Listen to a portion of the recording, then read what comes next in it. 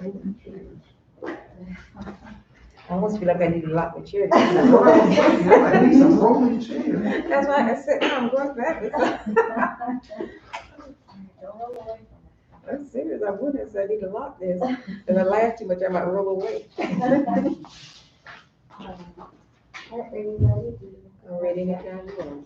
All right, so thank you all for coming to our last Let's Talk discussion for this semester. We'll have some more next semester.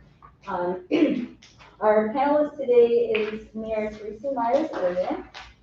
She is a native of Florence, South Carolina. She is the proud daughter of the late Charlie and Isabella Myers. At an early age, they gave her the courage to follow her dreams and taught discipline as needed to achieve them. Educated in Florence School District 1, she attended Carver Elementary School, Moore Middle School, and graduated from West Florence High School. After high school, she pursued her dream of becoming a nurse by earning an associate degree in nursing from Florence Darlington Technical College. She continued her education at Francis Marion University, graduating with a Bachelor of Science in Nursing. Her alma mater bestowed her the highest distinction of an honorary Doctorate of Humanities degree for her dedication and service to the Florence community. Currently employed at McLeod as a registered nurse, she has over 40 years of experience and holds specialty certifications registered nurse, certified in neonatal resuscitation program, for which she is also an instructor. In 2010, Mayor Myers-Ervin was elected to serve on Florence City Council from District 1, for which she served as councilwoman for 10 years, and on November 3rd, 2020, she was elected mayor of Florence, South Carolina, where she began working to lead COVID-19 recovery efforts, as well as operating to achieve her goals of equalizing funding for Florence's downtown and community development, expanding Green City initiatives, and developing new job sources which will provide business and employment opportunities. A longtime community advocate, even well before serving on Florence City Council, Mayor Myers-Ervin works to bring the Florence community together through serving on various boards, as well as an active membership with an organization. They are as follows: Hope Health Board of Directors, Municipal Association of the South Carolina Community Development, Association Board of Directors, and voting member of the Florence Area Transportation Study Policy Committee. Mayor Myers-Ervin is married to her husband of 35 years, Lavon Ervin, and together they have 3 children: Carlos Ervin, Dr. Charlie Ervin II, and Casey Ervin. She and her husband reside in Florence, South Carolina, where they have lived all their lives. So thank you so much for coming today. If you want to just tell us a little bit maybe about how you got into politics, and then we'll just have discussion based on any questions our audience has. Well, how's everybody doing this evening? Good. Well, for me, my first bout with politics was at Moore Middle School when I was running for a class office. And I often tell the story that I remember that day when this very moment I could see myself standing on stage. Standing there, I could see the light. I cannot tell you about the audience. I did my presentation and I told everyone, at the end of everyone said I did so wonderful. I found it amazing because literally my heart was beating so fast, I don't even remember the speech. And so that was my first touch with government, with student body government. Once I graduated from high school and I started my career path, I also became involved with our community association. I was about 19 years old and I became the secretary for the community association. I was the youngest member. That meant that everyone else was my elders. So I learned what it was to be in leadership. When the leaders told you to do A, B, C, D, you did. And by me being that young woman, I always believed in honoring my elders. So I got to a point, I got married, had my children. I was approached about running for our city council then, but I told them that that was not the right time in my life. I was a newlywed good. We've been married now, but we had our 3 children, and my daughter was the youngest. So I told them right now I want to concentrate on my family. So after that, when my children got older, it was amazing because this time they were in high school and in college. One of the seniors in the association who I served as secretary for years, Miss Harriet Smith, she's actually passed now. But Miss Harriet was the young woman, or the woman who in church would get up and tell us, you need to register to vote. Your vote is your power, da, da, da, da. So I heard that from a young age. So when Miss Harriet approached me, She told me, she didn't ask me, she told me, she said, Teresa, you need to run for city council. You will be a good voice for the community. I said, well, Miss Harriet, I don't know anything about serving on the council. I attended meetings and stuff.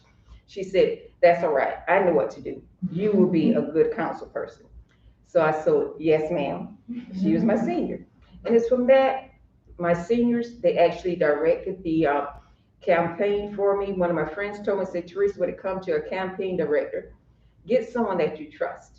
And he actually said, get your children. They can do it. Because literally at that time, Charlie was actually here at Francis Marion. Casey would have been in high school. And Carlos at that time, he was at Florence Darlington Technical College. So my young adults ran my campaign. And really, I told people they saw a budget. We didn't know anything about a budget. We had to pay our fee to file. And from that, it was me, my young children, some of their friends and my friends. We got the voters registration list. We went door to door. We knocked on doors. We had friends who did it. As far as website, we didn't do websites. Any of these things was door to door. I had a friend who was living in Columbia, and he had a printing company. He did my signs for me, and he told me, said, Teresa, let's put your face on there because the community knows you. And if they can't remember your name, they can see your face because you're always in the community. And so that's what we did. But even prior to that, when I first announced that I was going to run, the council member who was holding the seat that I was running for actually said that he was going to retire. And because he was going to retire, that was why, I'm going to run. It's a community I'm familiar with. But during the course of this, he changed his mind. And there was, at least one person asked me, said, Teresa, would you consider not running this time? And I told him, I said, well, I've already announced. If I tell people now I'm not going to run, that's going to make me look unstable. So I told him, I'm going to run. And that is how I got introduced to politics, from being a community member in a community organization who was honoring her elders, who saw something in me. And she told me I was going to run. And I said, yes, ma'am. And for me, I've always been a community activist. So I've seen politics as just a public service. So I see myself, I'm simply still serving my community. And from a community council member to become serving here as mayor, when our mayor decided that he was not going to run, and believe me, I tried to encourage him to run.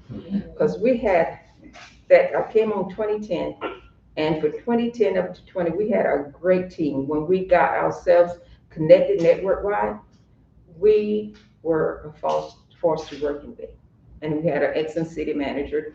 So from that time period, when he decided he was not going to run, I said, I kept encouraging him, said, Teresa, why don't you run? I told him, I said, if you don't, I will.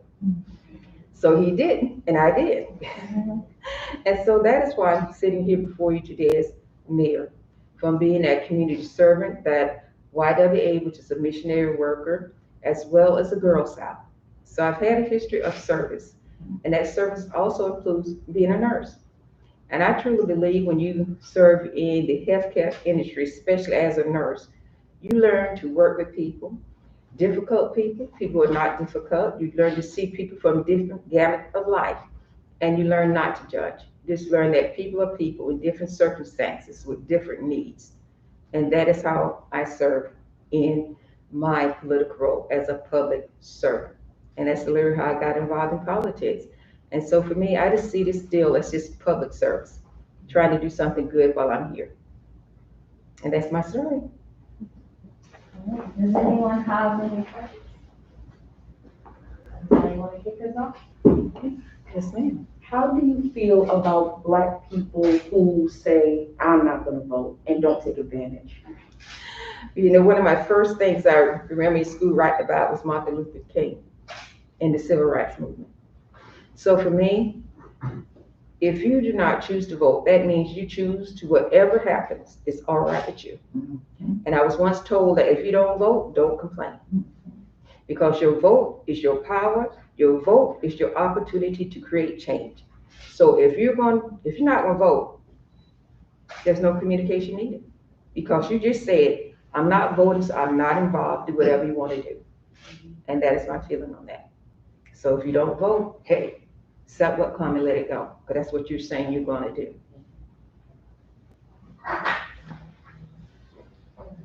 Yes, ma'am. What's your way of dealing with people who you know didn't vote for you? How do you deal with those? Let me make you laugh. I'm actually serving on a council now, and I don't know if we can look back in history. I'm actually serving with two candidates who ran for the position I'm holding, as well as one of the candidates who supported the other person who ran against me is on the board. So for me, I'm literally serving with people who I knew did not vote for me. But for me, it's simple as this. Whether you voted for me or not, I'm the mayor, and I'm going to serve you, whether you voted for me or not. Because I believe that we should have one focus, that is making Florence, not only the city, but the county, the best place we can be. Because when people look at us, they're not looking to see who voted for who, but they're looking to see what are we doing as Florence. So once for me, when it was over and done, it was over and done. I was ready to go to work because I had been serving for 10 years before. And even as city councilwoman, everyone didn't vote for me then, but it did not change the service that I wanted to provide. Yeah.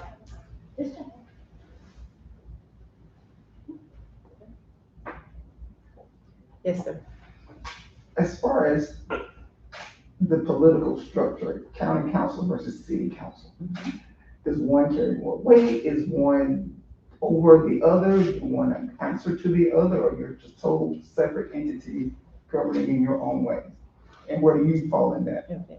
Well, when you think of city and county, we as a city, we're Florence. And if you think about, you have other cities such as Lake City and Marion. All those are part of these, all of us, we are part of the county. So Florence City is a part of Florence County. Mhm. But each entity, each city or town has their local government. We are the local government for the city of Florence.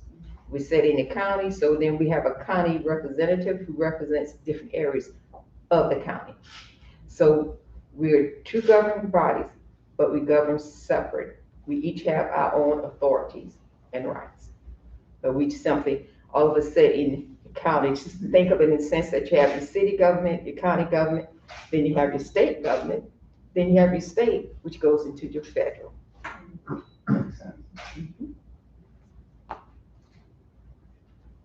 Yes, ma'am. How do you mentally deal with being Black, a woman, and being a political figure?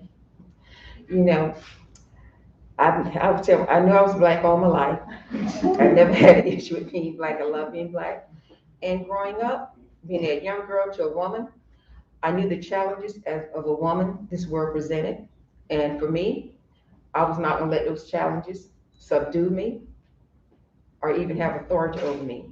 That is what makes me the fighter that I am. I want justice and I want equal rights for everyone. So for me, even now, the fact that serving as mayor, quite recently, I was presented with the fact of knowing that there are some people who do not want me serving as mayor, not because I don't have the qualification or the history, but for one, there's a group because I'm Black. There's a group who does not want me leading the city because I'm Black. There's a group that believe because I'm a woman, there must be a man someplace in charge. And so, and these are literally open things that's been said, and for me, that's their issue.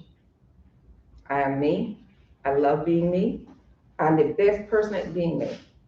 And your opinion is your opinion. But I'm not gonna let it stop Teresa from doing what she needs to do. I've been a woman, female all my life, and I love it. And I love the Black, beautiful face and I see in the morning. I'm thankful because I firmly believe because of who I am, because I understand the challenges others go through, it makes me more of a powerful leader because I can sympathize and empathize with others who have challenges. Yes, ma'am. Following up on the challenges that you mentioned, what do you think is this is a two-part question.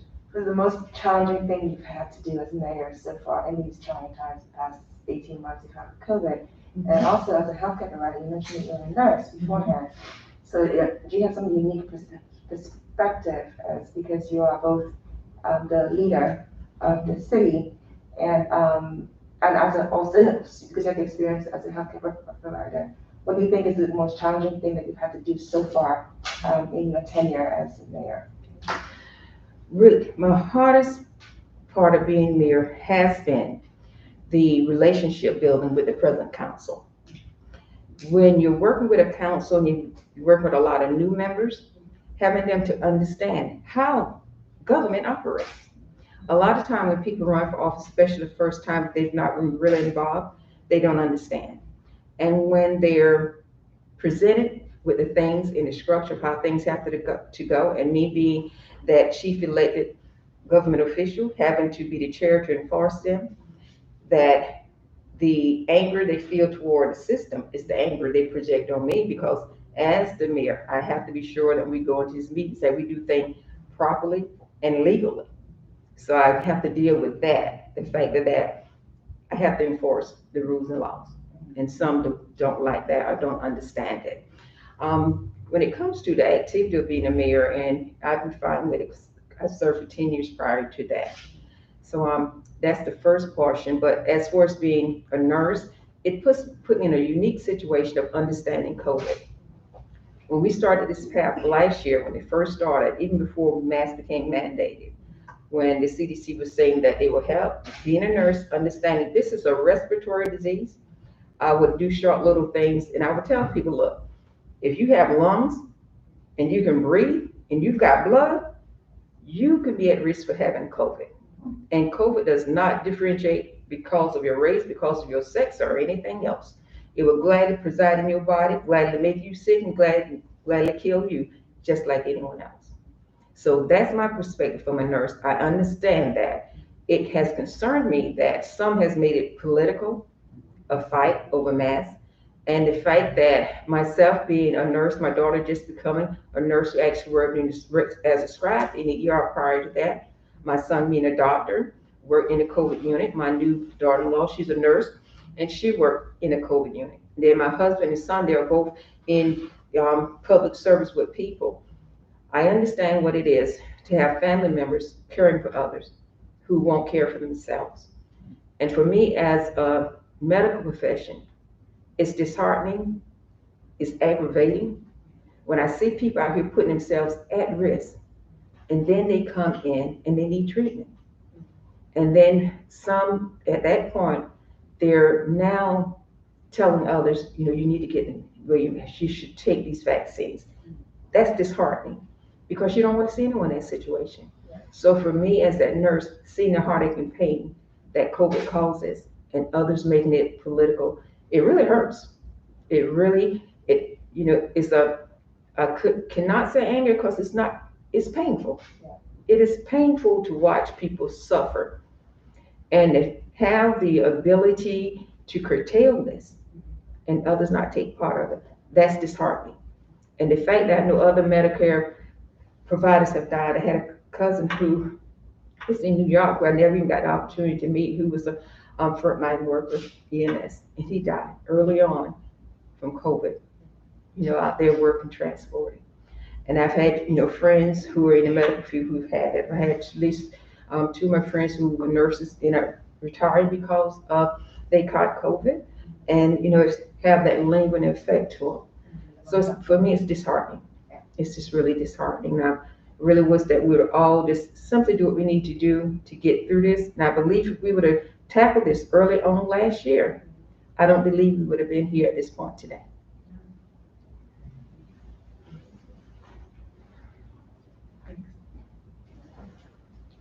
Yeah, it's kind of a follow-up to that. We don't teach critical race theory here at FMU. We just call it history and sociology, right? Yes. I had those classes. You said as a health professional, and I recall some of the pieces you did on Facebook early on that were just so wonderful. That the virus doesn't discriminate, right? Yet there are these structural things that we know about as well that mean that, it has leaned harder on poorer people and Black people because of historical things that we understand. And it makes me think about your predecessor, Mayor Wakila, and the ways that he spoke, I think, very forthrightly about the city of Florence and some neighborhoods that have been neglected over decades and had not received the services that they need. And I guess I'm wondering how to ask you to share your thoughts about, these structural problems that we have in our city, such that, people who live in one neighborhood have a lot better chance of doing well in a lot of ways than those who happen to grow up in a different neighborhood. And so how does that work go forward, and how does council see these things? And just, that's a very open-ended question, but I just wondered if you could talk some about that. No, it's an excellent question. I think if you would talk to our former Mayor Wakila, he would tell you that one of the voices in his ears behind that would have been my voice. That's fine. I ran on as a councilwoman. My platform was community revitalization and stabilization. For the basic things that you stated, a young woman growing up in Florence, we have what we are renaming as the historical West Florence. That's where I grew up at. That is where I chose to purchase my home, based on the factors that when I saw a city that we were divided. We were literally divided because of a railroad track. And that same railroad track separates Florence now, but has a segment that has been removed. You will look back and see a lot of time, even on the conferences or in our council meeting, I would say we need development on the other side of the tracks. And when I say other side, that's referring to the divides on the socioeconomic division that we have here in our city. We are a city that in the past that the drive for development was actually pushed in one direction, toward the west. I served as a real estate agent. I actually got my license because of a friend, and I watched it. And I looked even how the areas was even zone difference. And if you look at now with the development we have, especially pushing toward the west, and we have some now in the south, it's always focused towards single family. Whereas in more of our historical downtown, predominantly your African American communities, were not given that same zoning. So we have a community that I would tell people in the past that when you couldn't come across the track, all the businesses geared toward minorities or Black people's on that side of the track. So the development of the community was even different because of how the zoning was and because of race limited. Then as we've grown, we are here, there's been redlining. And you have people who are telling if you're coming to Florence, you should be in the zip code of 29501. So these kind of things were things that, I was like, this needs to stop. We need to be one city, one Florence.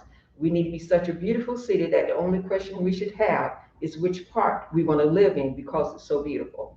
And it's because of that, certain things, even when we were getting ready to have the Dr. Carter's Health Center downtown, my statement was if we're going to support the health center, we also need to have money set aside for the community. We cannot have all the money going toward downtown. So that is why we were able to set aside what we call seed money of $3.5 million to go toward community development. And I was asked to chair that committee. By doing that, myself, Councilwoman Octavia William Blake, and at that time, Councilman Robbie Hill, we traveled, from Spartanburg to Greenburg to Georgia to see what was being done for community revitalization. And it's from that, we actually hired consultants who came in and did a plan for the areas of District 1 and 2, our catalytic areas. What do we need to do to start revitalizations in those communities? If you ever have the chance to go out, you'll see Vista Street, which has new homes now. We have Old Conversation, which is located off of Summer Street. And I'm honored to say the developer over there actually named the street for that division, Myers Ervin Way, after me. They wanted to do Teresa Myers Ervin. I told them, no, just do Myers Ervin, because I wanted to honor that history. I wanted to honor the Myers family lane and the Ervin family lane. So it's Myers Ervin Way. And we also have a Pine Street catalytic area that we have property that we're going to develop. So for me, those are things that working with under the administration with our former mayor and chairing that committee, I'm thankful to say that I was able to spearhead and push.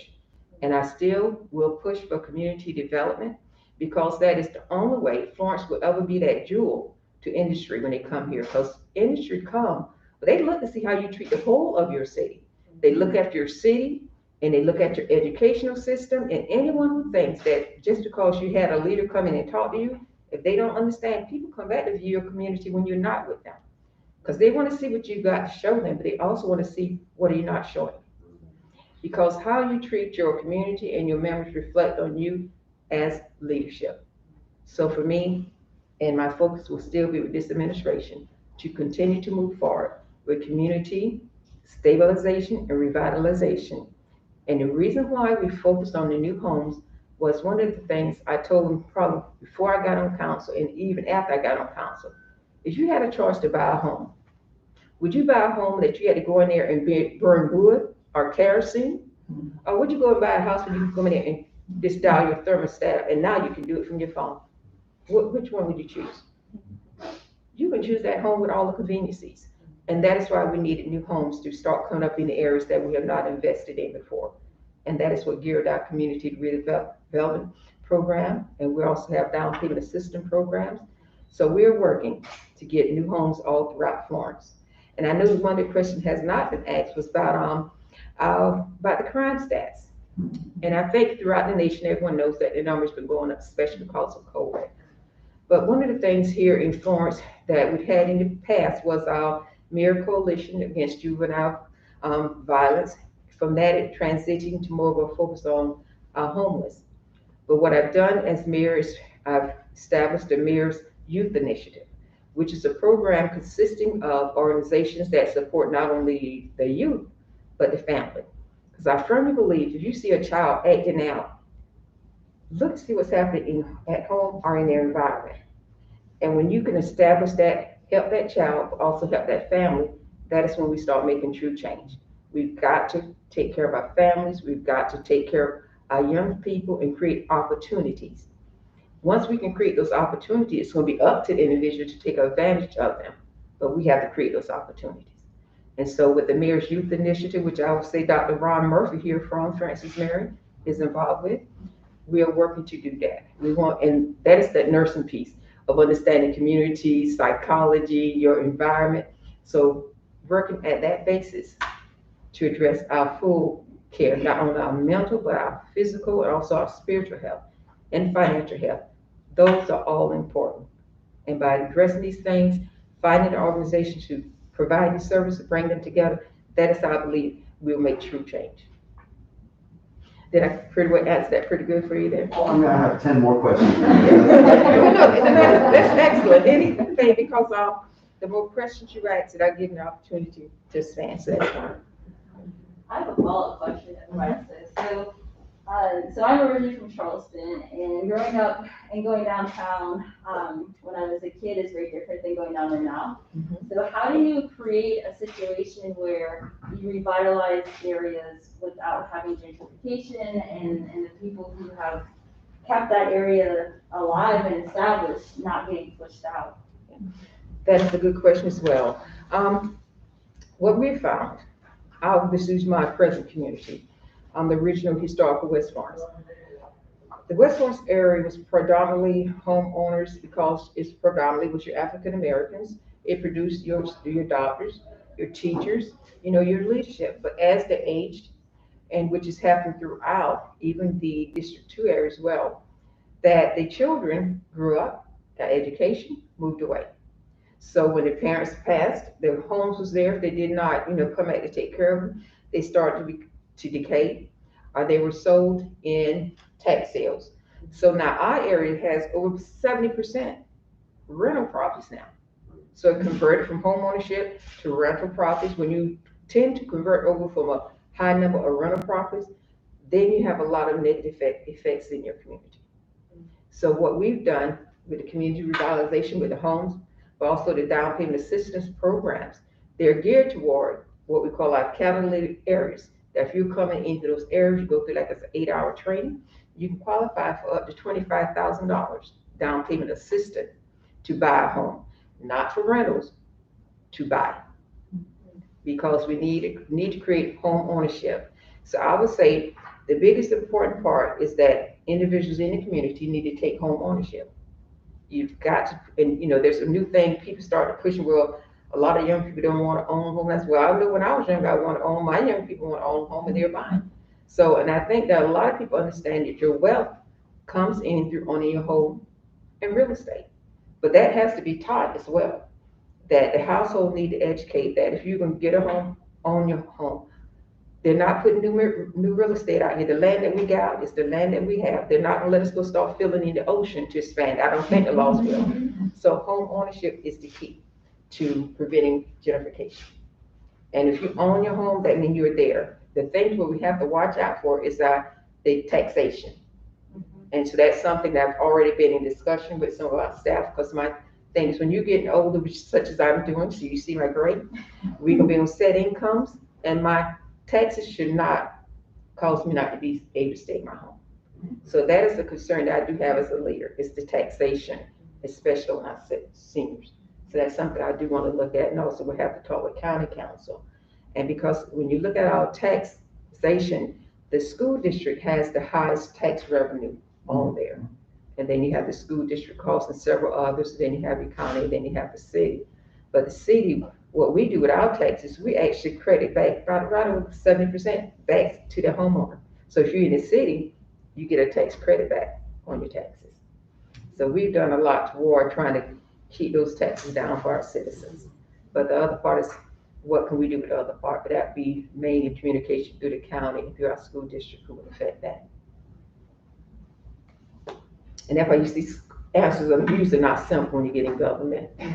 Yes, ma'am. Do you believe that socioeconomic racism in this retrospect is not discussed enough in politics? As in, like, the whole, I'm from Colombia, so I'm kind of getting used to being informed. But in Colombia, at least I've seen blatant, basically predominantly Black areas just straight out being pushed away, and they slap new houses on there, bump them up about twice the price, and then you see predominantly white people moving in, kind of like taking over the population of Black people, and they're kind of like this out on the streets. So do you feel like socioeconomic racism is not being discussed enough in the political system?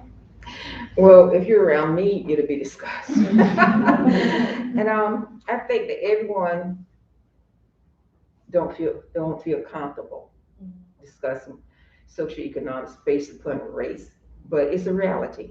And I believe that only way you can address anything, you must identify it, you must acknowledge it, look at the effects of it, and what can you do about it. You cannot change something that you're not even willing to look at. And so for us, going back to our previous administration, those are some of the hard conversations we had, because you had a balance on our council that we were willing to listen to each other and sometimes agree to disagree, but we respected the fact and the views. And for me, that's why I chose to stay where I stay at now, because I believe that the seniors in my community fought so hard to have what they had. And also they looked over me. Those seniors are now getting old, and I chose, along with my husband, that we're gonna stay there. And we're gonna fight for balance for them in the community where they can't anymore. So I believe that that's one of the things that as a council, as we're working better together, that we can address. I think some understand this issue, but it needs to be brought more to the forefront to see what else we can do. But we as a city of Florence, we understand it and we are addressing it.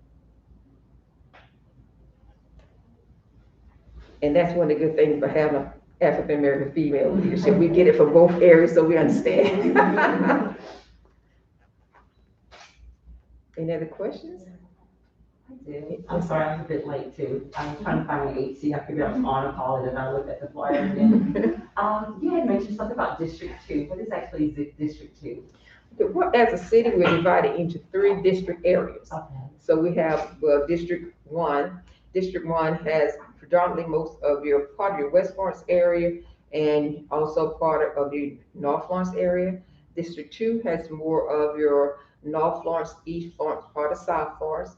Then District 3 has part of the South Florence and predominantly going over toward the West Florence area. So there's a 3 single member district. Then we also have 3 at-large councils who have to have vote from all 3 districts. And then the mayor position, which I serve in, have to be elected from all 3 of those districts. So that's just setting up so you have, make sure you have representation from all areas of the city. And so that is the purpose of those districts. So we know we have someone who's representing the West Florence, North Florence area, so they have a voice at the table. Then you have someone from District 2, brings your voice from that still North Florence, East Florence, South Florence area. District 3, a voice from that South Florence, West Florence area. So we know someone is speaking for these 3 areas. Then you have your at large, which they can come from any areas of the Florence area. So that is why you have 3 districts. So you'll be sure to have at least 3 voices from 3 different areas. And the home ownership program, what's the name of that program again? You said you qualified up to 25,000? Yes, and literally, this, if you call up the city of Florence and you tell them, I'm interested in, you can say the home ownership or down payment assistance program, then they will get you in contact with, actually, Ms. Retha Brown heads that program for us. But if you say, I'm interested in the down payment assistance program, they know automatically who to get you in contact with.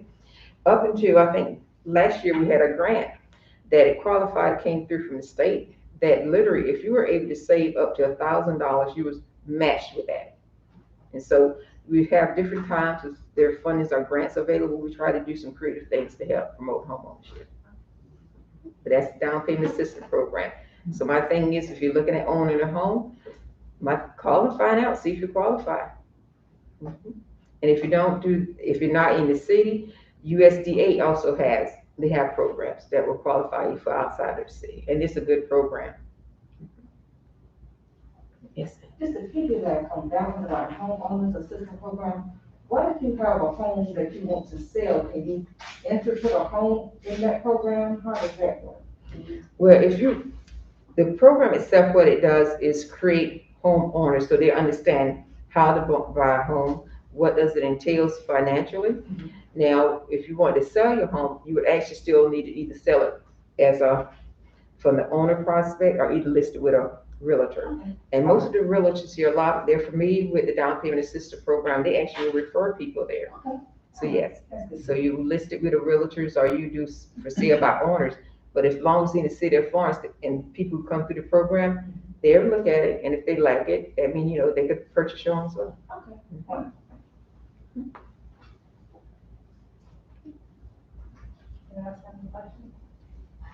I have one. As a mayor and you meet your counterparts, other mayors, do you encounter or have conversations with those who have similar visions as yours, or are you an anomaly, just, with thoughts all of your own and no one else can understand or comprehend? Actually, believe it or not, the encompasses of this room is really some of the dynamics of all the community. So the visions and the things I speak of derive from the community, because like I'm a servant leader. That means I'm involved with the community and I listen to what the community says. And the community, this is what the community members have stated we need. And one of the good things about being a part of community association over the years, a lot of the presidents of the associations, they know me. And a lot of our seniors, then they will call me and they will tell me what we need. So when it comes to the things you're hearing, these are influences from the community, because I believe in listening to the community, and they will tell you what they need. So our communities will advocate for what our communities need. And even out, and I tell people too, when we say community, understand that's also your business leaders, because business is a part of community. If you don't have a community which has jobs, you really don't have a functioning, growing community. So a community consists of not only the residents, but also the businesses, but also our school district. All of this is important. And when I speak of community, I include all this together. Yes, ma'am. I have one more question. I'm not originally from Florence. I moved here 3 years ago, and we've lived here your entire life. My entire life.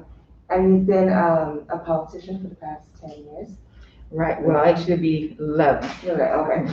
And I've been involved.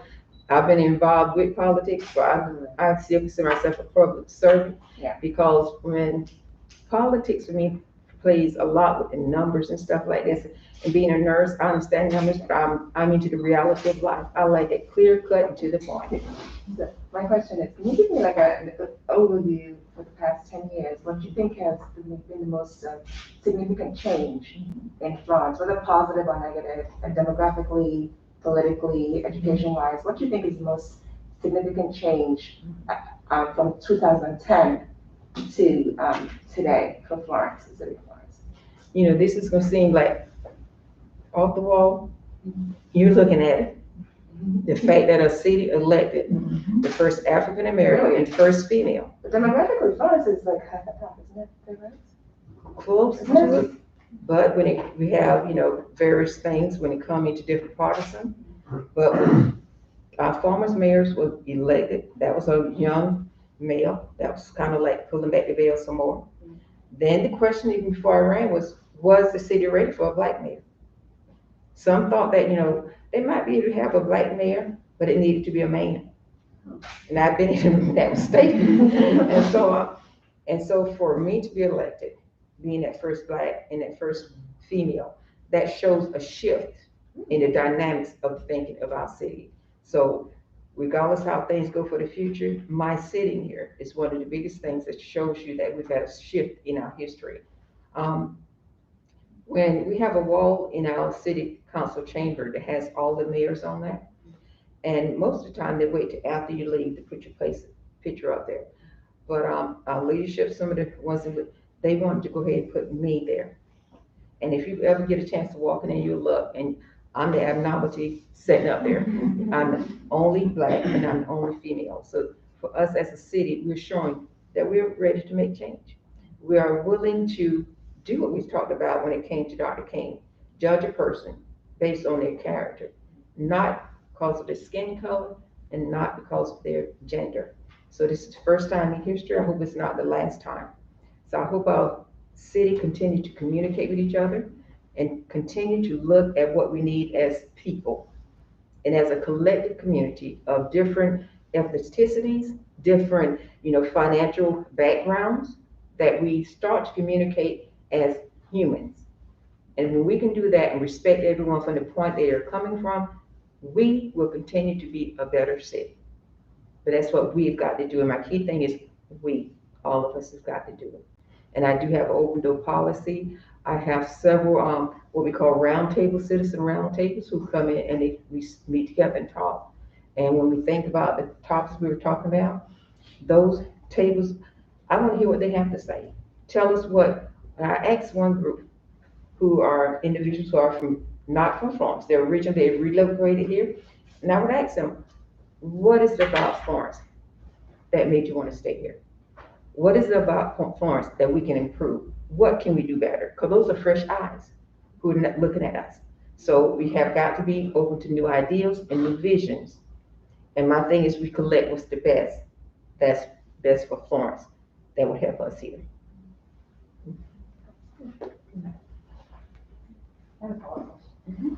So a follow-up question to your answer.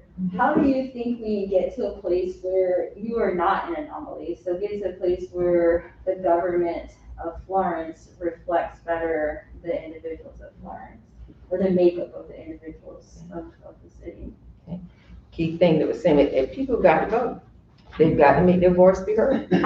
And most of all too, I tell people, come to your government meetings. If you got a city council meeting, you can sign up and come speak at that council meeting. You can come talk about, if you want to talk about ABCs that you think is to be reversed, you can come and you can speak. You have a voice to come before your governing bodies, no matter where it's at, city or county, you can sign up and you come speak. So we can get better by our citizens coming forward and communicate with us. But I always tell everyone, when you bring an issue, bring a solution. It may not be the perfect solution, but at least it starts us to look, where do we need to go? Because we're simply the leaders who are supposed to be your ears, your eyes, and your voice. And our key thing is the citizens. But we can't do this if we don't hear from you what you desire. So speak and speak to us. And I always say, be clear, be honest, bring an issue, bring a solution, so we know where to start from. That is how we get better communication, and do it freely, and learn to agree to disagree. So I would encourage you to come before your city council meetings. And if you like what everyone is doing, sometime come and say that, the city or the county, we're doing a good job. You like to hear that too. So come. And sometimes just come sit in the audience and be engaged so you know what's going on. So, and you must know what is going on so you can have a voice. So stay attuned. I have another follow-up question. Sure. Just following up on permanent city council meetings, so I have attended city council meetings, but I've been able to because of the flexibility of my schedule. Is there, this is a little awful, I guess, but is there a reason that the meetings are held during the day opposed to say evening when more people might be available? There is, because we've had some during our previous administration where we did some evening meetings and we went out in the community. The attendance wasn't any better. So we've actually done that. But the great thing about it, that if you want to see it, we do have it online, we do have it on TV, so you can still always watch it. And then we have it at that time period too, so if you want to come in and speak, so you can, literally, if you want to speak, you can come in during the lunchtime, because we have public speaking at the beginning of the meeting, so you won't have to stay. So you can come and speak, and you literally can speak and you can leave. You don't have to stay. So that is why we do that, and plus to the fact that all your members are either working, or either they may have, organizations. So that's really why. And like I said, we've done their own community meetings. We're right, just set at some centers and did churches and before, but attendance wasn't any better. And sometimes that when you did it, you only would have people who might come to that particular organization. So it wasn't any better attendance. Yes, ma'am. Do you believe that the school system suppresses topics and things that children need or teenagers need to learn about the social-economic system type of deal? And do you think they suppress, well, this will be my first question, do you think they suppress certain history about Black people and things such as that? Well, that's almost a loaded question. If you think about what's going on right now, you're probably thinking about the critical race theory. That's being a big topic throughout our nation. And I agree as stated, that's simply the history of our country, sociology. That's simply what it is. If you have those things and you're going by the textbooks, you can't. Now, some people may want to push those textbooks aside and try to alleviate out of different things. I have not seen that here in our school district. I have not seen that here. I can't speak for other districts where they're going through that. And it's been a long time since I've been in high school or school, but from what I'm seeing from the children now, we're teaching history. That's what we're doing here. But I can't speak for anywhere else. I know it's a big thing throughout the nation, but critical race theory is just, I say, a catchphrase. If we teach American history, we have to teach slavery. We have to teach Reconstruction. That is American history. And I believe that it's a saying, if you don't know your history, you're doomed to repeat it. We've got to teach the true history of our country. The true history.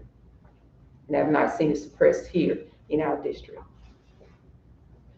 Also, my second question is back on the gun violence situation, because that's also been in a rise all across South Carolina. I know you mentioned that you had installed programs. Is there anything else that you plan on doing? For example, like if somebody were to be like, well, I can't do those programs or something like that, is there something else y'all are coming up with to help specifically young adults to prevent gun violence within the community? Well, I'm gonna be more upfront. I'm of the old school belief. Prevention starts at home. You've got to teach it at home. And a part of preventing gun violence is self-discipline. If a person is not self-disciplined, you cannot control their actions. It has got to start with the person themselves being self-disciplined. We're in a state now where we have an open carry law. We just passed actually this past Monday, did our second reading to prevent open carry in our city businesses or even our events, because we're nationwide at a peak with gun violence. A lot of this thing is associated with COVID. So no, we're actually working with organizations such as Ceasefire USA. We do have people, our mentors, who work with people, but we still have a culture of individuals who carry guns, who have that quick temper, who will shoot in a minute. And for me, I know people who have been all different areas of life, I mean, from the street life to the professional life. And I've literally had one young man who's doing very well in life. He said, I used to be, I used to be a gangster, but there was a code that you didn't just go around shooting people. He said, you might fight it and you fight it out. But these young people now, they're so quick to shoot. Now that is coming from a person who's lived a life. So that's a whole totally change from people who've lived a life, who are people in that life who are not quick to shoot. So that is something that government cannot government out. That is a household disciplinary problem that has to be addressed. And it has to be addressed with people learning self-control. Now, young people need to learn self-control. And I'm not sure if that be something that about to be utilized in school, because you have programs now that are addressing bullying. And a lot of times, some of the people who are doing this violence and have not always completed school. So for me, the quick reactions is a self-disciplinary problem.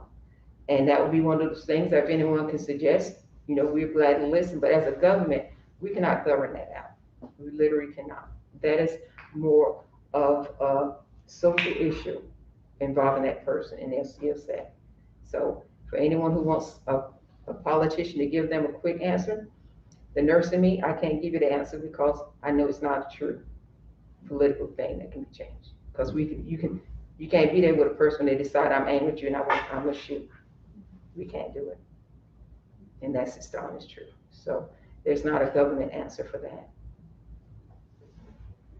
So in line with the ordinance that was just passed by the open gun carry,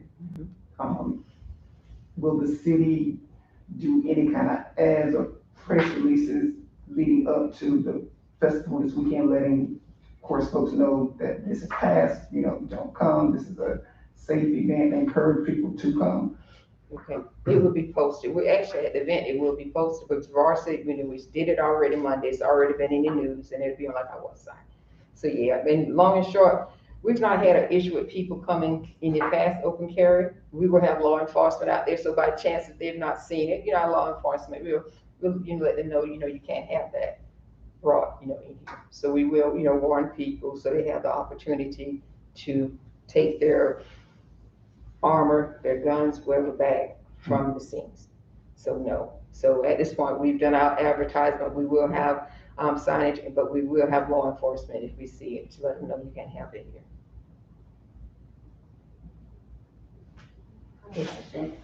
Mayor Ervin, I know that you mentioned that being a nurse or having a nursing background has helped you a lot with what you're doing now. What advice would you give for like a young person that wants to be involved in politics?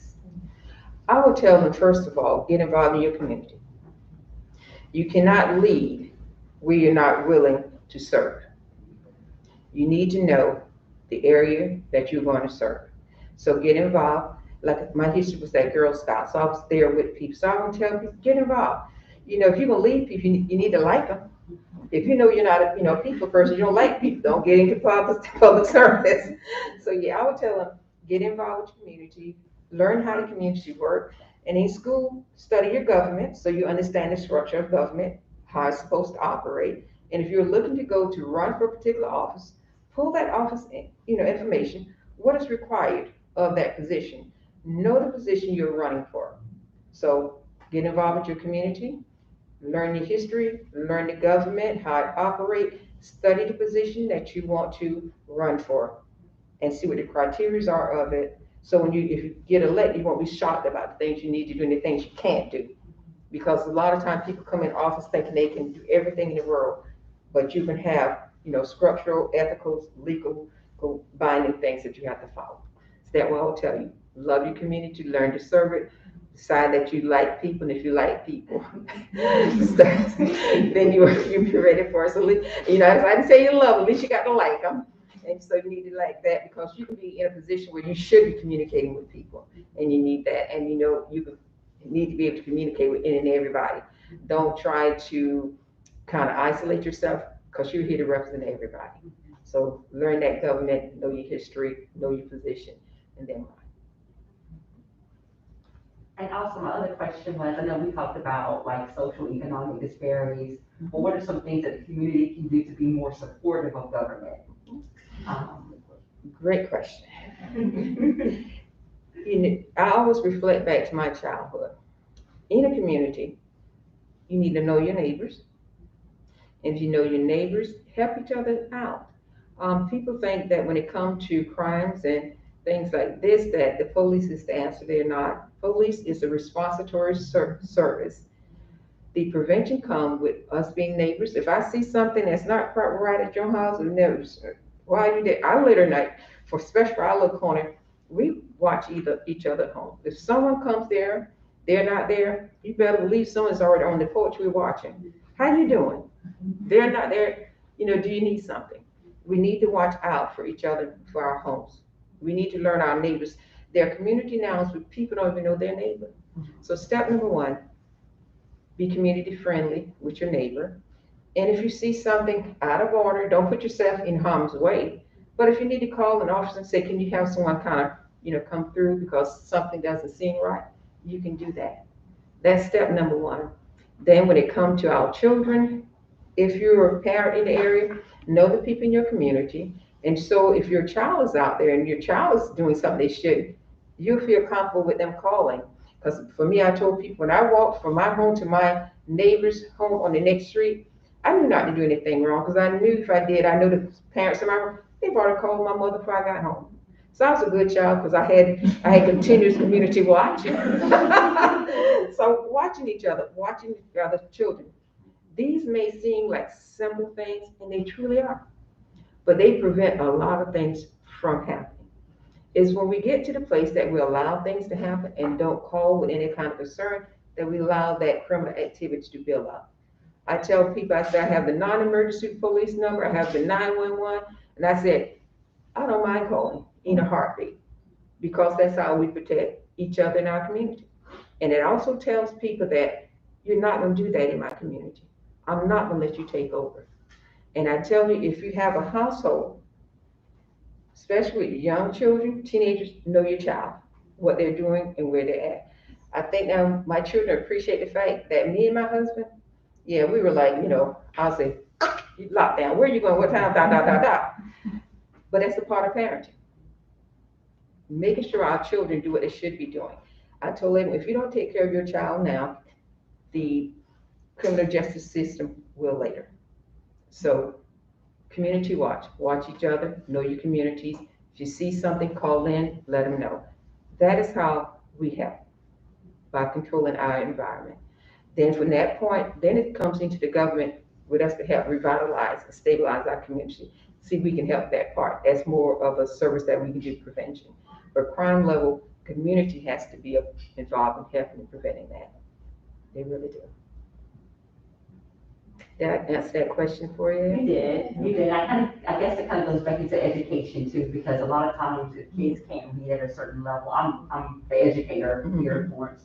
And if they can't read at a certain level, then of course you will have the dropout and then you will have the high crime and things like that. So I think having that early literacy and kind of, honing on that with the education part, that will help kind of deter some of that criminal stuff too.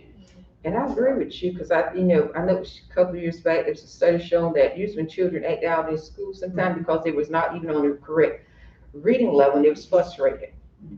And so I totally agree with you, and hats off to all the educators who do the things you do. Because I'm one of those parents, Lord, I love my children, but I was glad sometime when the summer was over. So my hats are off to all educators because you do have a strong job to do. And I think over the COVID season, a lot of parents truly appreciate what educators go through. Because I tell people, our children may be wonderful at home, but when they go to school, you don't know, you got to trust that teacher who's there. And I always told my children that if something happened, always be honest with me. Because I say one of the things, I can stand with you if something is going wrong, as long as I know what is the truth. I said, but never put me in a position where I'm made to like a fool because you lied to me. So that too goes into that communication between the home and the school, the teachers, and that relationship. So relationships and communication is important across the board. So I thank you again for all that you do. I have a question. How do you avoid sort of I guess it's like black tax. So you're a black woman in a space where there are not necessarily a lot of other people like yourself. And so I think in those situations, you can have instances where a lot falls on you, either realistically or perceived. You might feel like you have to do more, you have to be better, you have. So I guess multi-part. So one, do you feel like that being the role that you're in and the roles that you've been in throughout your progression in politics? And then if so, how do you kind of, I guess, avoid that or handle that, that experience or feeling? Well, for me, if I think about, for me, really, when I went to West Florence High School, there were times when I would go into a class and I may be the only black person there. Or maybe when I walk in, I literally look to see, is there someone in the class like who look like me? Because I came to West Florence, West Florence was built and, they changed a lot of the lines. So even starting then, so my culture was even from a teenager, knowing at some time that I would be the only minority in the classroom. And I did have the effect of, there were some who, because I was black, didn't associate with me. Then there were some who were, we got along fine. And I have learned in life how to see the situation I'm in and I adjust to it. And it's not hard for me even now on my time as on city council to know when I go into the area that I get that look, like, what are you doing here? So I've experienced that, but I smile and I go ahead and do what I got to do. And whatever I got to do, I'm gonna do it. I'll give you an example that even as a nurse, I was nursing and I was on a med surgical floor. So as a nurse, you have a nurse and then you have a technician to work with.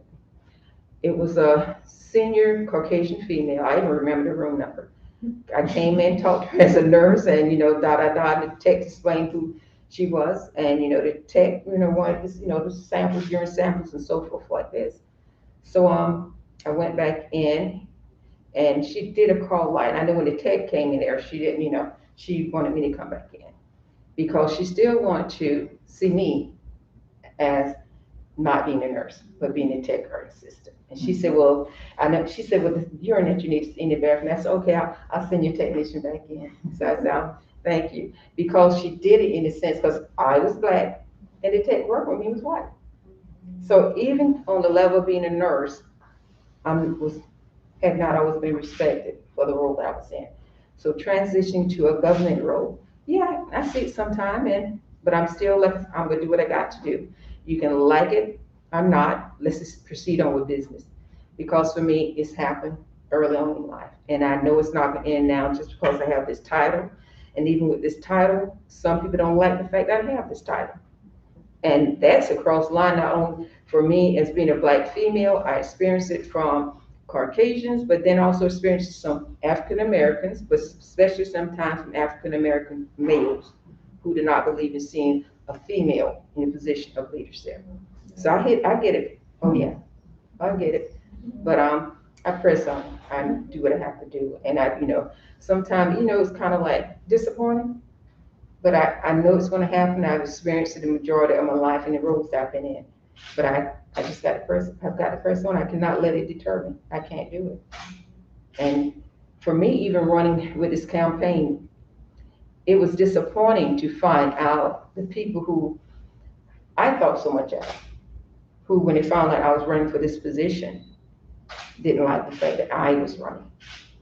They did not think that me, this black female, should be running. That was the disappointing part. For a stranger fine, but someone it hurts in a different way. But even with that, I still press on to do what I got to do because it's here, it's a reality of it, and it probably won't even clear up through my life generation. That's when the younger generations are still gonna have to know your history, but press on to keep breaking these, cycles. And like everyone say, break the glass ceiling. So and so, when you broke the glass ceiling, I said, and I think I got some of the glass in my hair too. Because when you break, you get all the stuff, it's gonna hit you first. But I'm taking it now, so maybe the next one who come along, it won't hit them as hard. Yeah. Yes, ma'am. Do you think the African American community, do you think, because of course there's a bunch of problems within the community, I don't even know where to start. But do you think the value of self-accountability and, the enviness and jealousness, because I've heard a lot of stories that, you have Black figures that get up in the political, level, or just, helping in general, but yet it's very disheartening that the very Black community isn't supporting you at all. How do you propose, like, how do you think, like, how do you deal with that since, because that's pretty hard to deal with. And the second question to that is, do you feel like, in the African American community, we don't value as much self-accountability for some of the things that we have took upon ourselves? All right, so the first part is about how not having the support from all the Black. That question is a good question. One of the good thing about it, though, that is good that people just don't support me because I'm Black. You don't need to support me because I'm Black. Because my thing is, everything's Black is not good. Everything white or everything is not good. And so what we have to do, look at the individual and look at that person, their character, and what they've done. And for me, I knew the past 10 years, I have been a good leader, good leadership. And so for me, you saw the woman I was as a city councilwoman. So why shift your emotion now that I became leader? So that's one of the things. So for me, I'm still going to be the woman I've always been. I want to be that good example and good leadership. And for me, even to start out, with the ones who I figured out, trying, help them to understand what, I've let that go. I'm not going to worry about that. I'm just going to be the best me I can be and the best leader I can be. And I'm going to live by example. And if they can't see that, there's nothing I can do to change that. So that's number one. And then the second part was the self-accountability, but specifically within the African American community, taking it upon the initiative upon ourselves to figure out, how to own a house or figure out certain things that we know that's already constructed to be against us. Because, a lot of people, Black people, don't take it upon themselves to educate themselves. It's kind of like, oh, well, So how do you think, or what do you think about that? I think you said a mouthful there. But also what I would impress upon, if you look at the educational rates of African Americans, the African American female is the highest educational group there is in the United States. So it's not from a lack of education, we have it. And when it comes down to these stats about African American males in jails, we have more African American males continuous higher education in jail. These are all personas that's been placed out there. And I would say that our media is a very effective tool of creating an image. If you think about the movie Black Panther, the amount of sales it did, because they never thought a Black movie would do like that. I remember looking at the interviews when they had people from overseas, Japan, who have never seen Black people in that authority type position. And so my thing, there's a lot of things that imaging creates. There's a reality, then there's an image. You look at really the majority of the Black household, hardworking Black households, some have 2 and 3 jobs just trying to get the minimum of what we need, because when you don't have above minimum wages, you're working harder. Then if you're living in a home that is not well insulated, you're paying more for your bills. So that is why I say, when it comes down to a culture of people, when it comes to Black people, if you look at history, we are a body of people who has a history beyond anyone else. But we survived, we are here, we are leaders, we are the leaders of the civil rights movement that others now are emulating. Same sex are now emulating what the civil rights movement. We are leaders. We survived slavery. We lost more lives than during the Holocaust, even in the transport over here.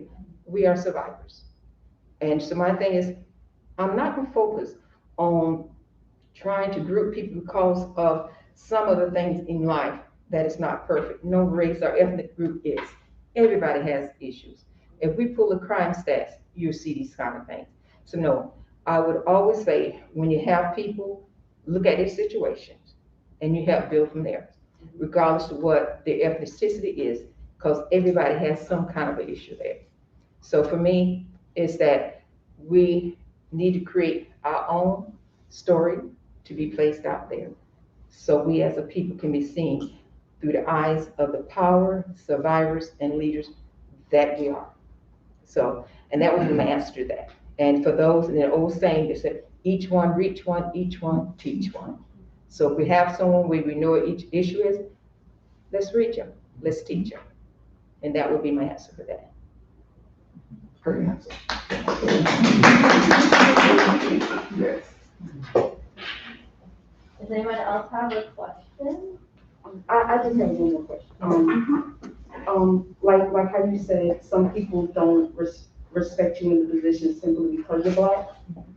Do you think people like Tim Scott and Candace Owens do us a disservice because they want to do their own thing?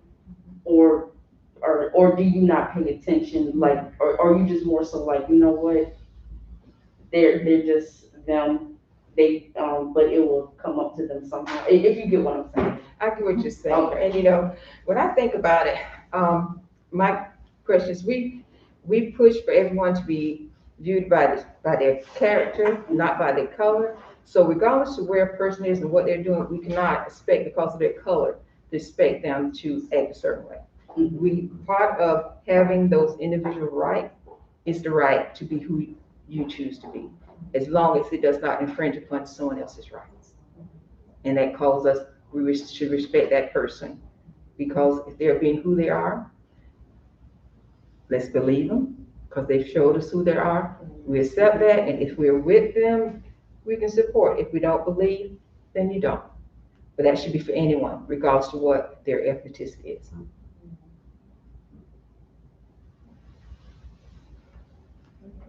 Does anyone else have a question? Do you have any parting words you'd like to leave with us, any advice or words of wisdom, or? Yes. Well, first of all, thank y'all for being here. And I'm just a firm believer that anyone who desires to leave, as long as they got the character and the commitment to do so, should always look at the opportunity. And my thing is, you don't have to be in a position to lead and to serve. You can just simply be you and help someone else do what they're trying to do and be a part of that organization. And maybe you or one other person. Let's just serve. And let's serve to do what we can to make this world a better place before we leave here. Because, you know, we all have our expiration dates. It's what we can do in between that's going to leave a footprint for someone else. And for me, I just firmly believe that when I leave here, I want to be, I told people, my rest will come when I leave. I've got to work hard now to make a change before I leave this world. And I'm thankful for those who poured into me to make me the woman that I am now. And I'm hoping I'm going to affect others who will come behind me. So thank you all again. And I'm proud to be a Francis Marion alumni. It's great to have a college here that people can come to. It's made a difference. So thank y'all for having me today. Thank you for inviting me. Thank you very Thank much. you so much.